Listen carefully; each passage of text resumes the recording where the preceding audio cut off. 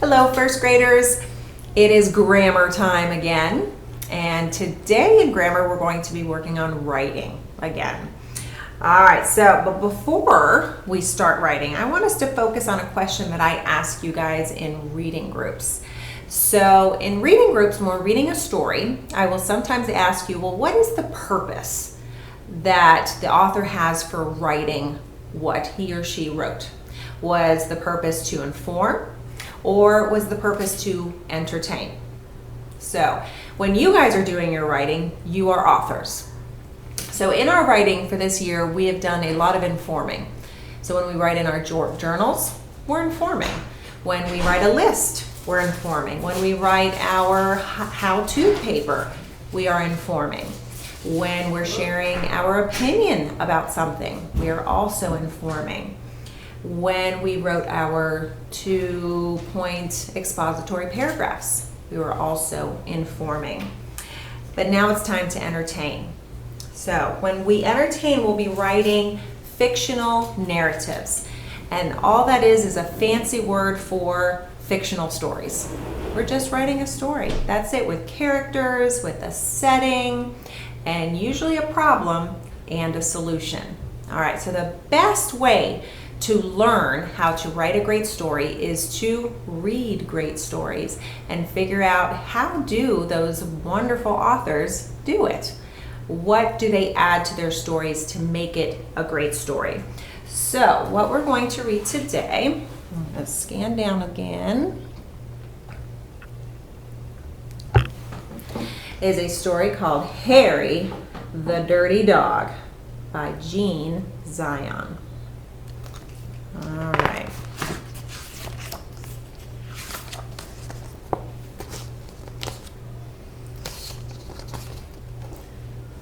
Make sure we are lined up.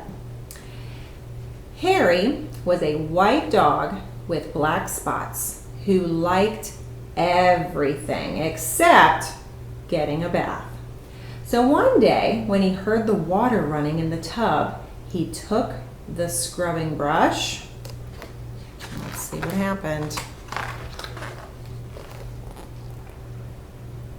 And buried it in the backyard. Then he ran away from home.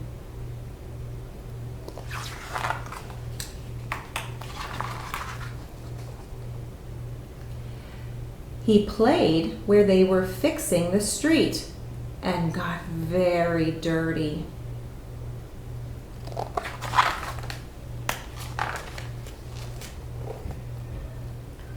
He played at the railroad and got even dirtier.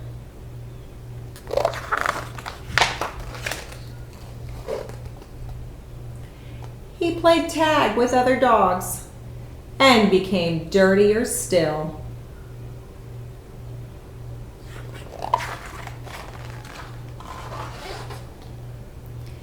He slid down a coal chute and got the dirtiest of all. In fact, he changed from a white dog with black spots to a black dog with white spots.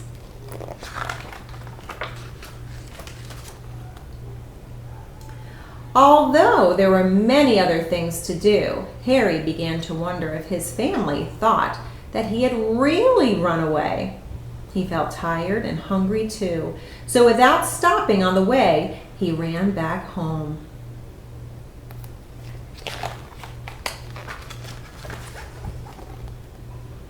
When Harry got to his house, he crawled through the fence and sat looking at the back door. One of the family looked out and said, "There's a strange dog in the backyard. By the way, has anyone seen Harry?"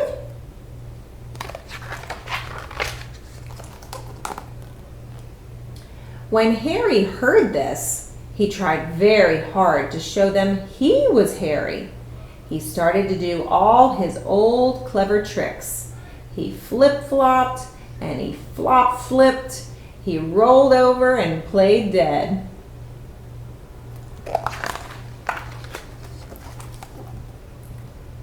He danced and he sang. He did these tricks over and over again, but Everyone shook their heads and said, "Oh no, it couldn't be Harry."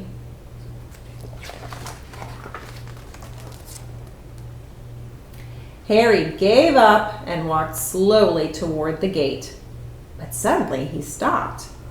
He ran to a corner of the garden and started to dig furiously. Soon he jumped away from the hole, barking short, happy barks.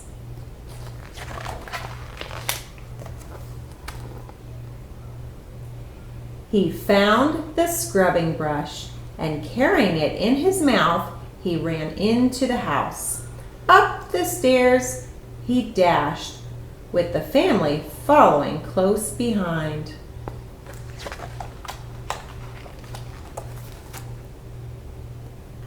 He jumped into the bathtub and sat up begging, with the scrubbing brush in his mouth, a trick he certainly had never done before. "This little doggy wants a bath," cried the little girl, and her father said, "Why don't you and your brother give him one?"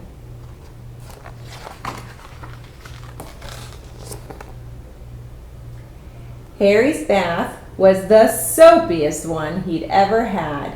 It worked like magic. As soon as the children started to scrub, they began shouting, "Mommy, Daddy, look, look, come quick. It's Harry, it's Harry, it's Harry," they cried. Harry wagged his tail and was very, very happy. His family combed and brushed him lovingly, and he became once again a white dog with black spots. It was wonderful to be home. After dinner, Harry fell asleep in his favorite place, happily dreaming of how much fun it had been getting dirty. He slept so soundly, he didn't even feel the scrubbing brush he'd hidden under his pillow. All right. So let's move our camera and look at our chart. So this chart should look very similar to one that you have. So what we're going to do now is fill in the information about our story, and that will help us when we're able to find this information in other stories. We'll be able to create that in our own stories when we start writing them. So the first thing that we need to write is our title in the very center. So in the very center of your page, find the square that says title, and we are going to write Harry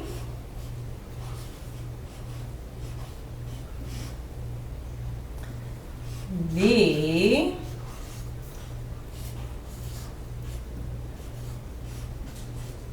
Dirty Dog. So because this is the title of our book, we need to make sure we have an uppercase H for Harry, uppercase D for dirty, and uppercase D for dog.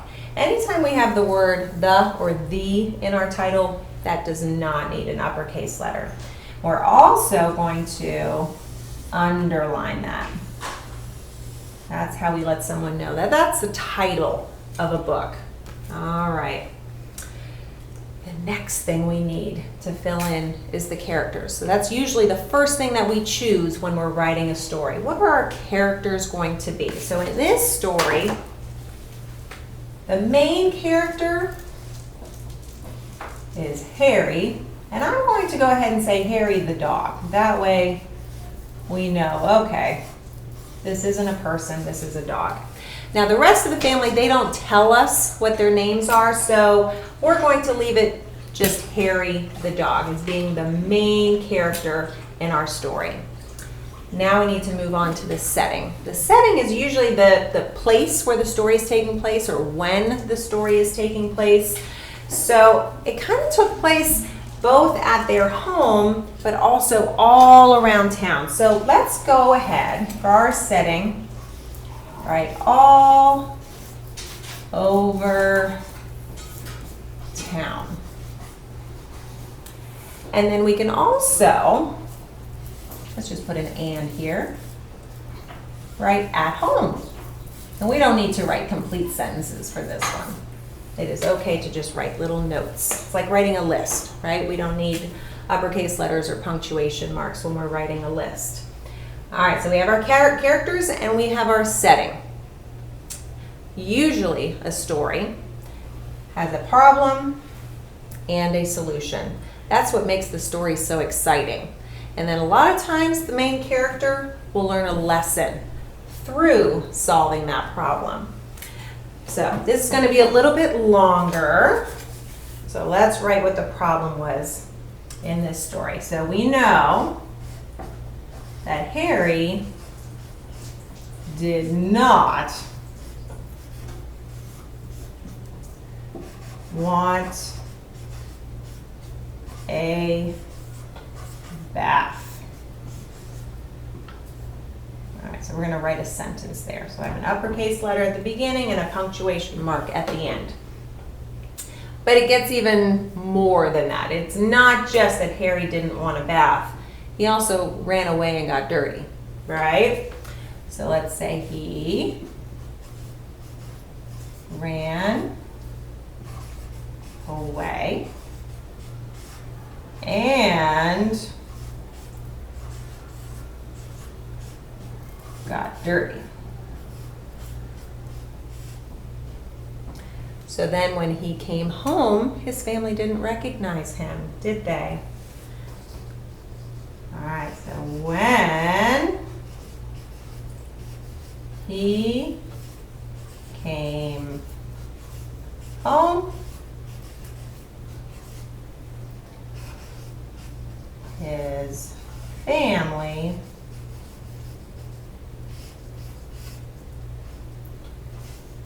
did not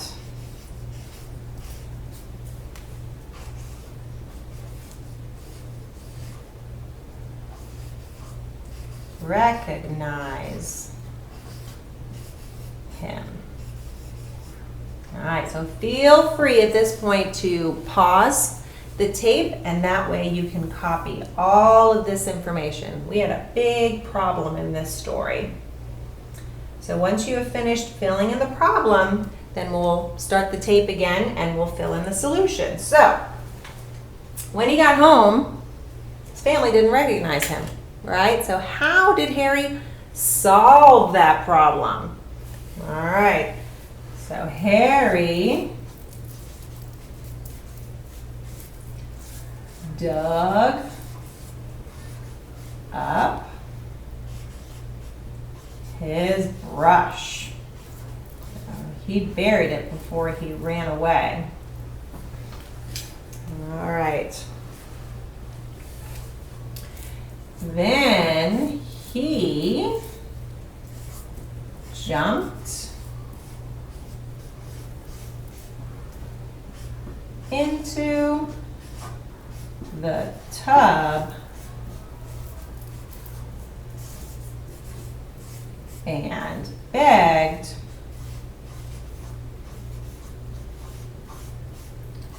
for a bath, because he knew with a bath then he's going to look like himself again. That's why his family couldn't recognize him. He looked completely different. All right. So Harry dug up his brush, he jumped into the tub and begged for a bath, and then his family recognized him once he was all clean. All right, great work. Keep filling in your chart and we'll hold on to that. And then our next grammar lesson, we will read another fantastic book and we will dig deep into the characters, the setting, problem, and solution that our next author had in his or her book. And then soon we'll get to a point where we can write our own story and create our own chart of characters, setting, problem, and solution. Great work. Keep working hard. Bye, everyone.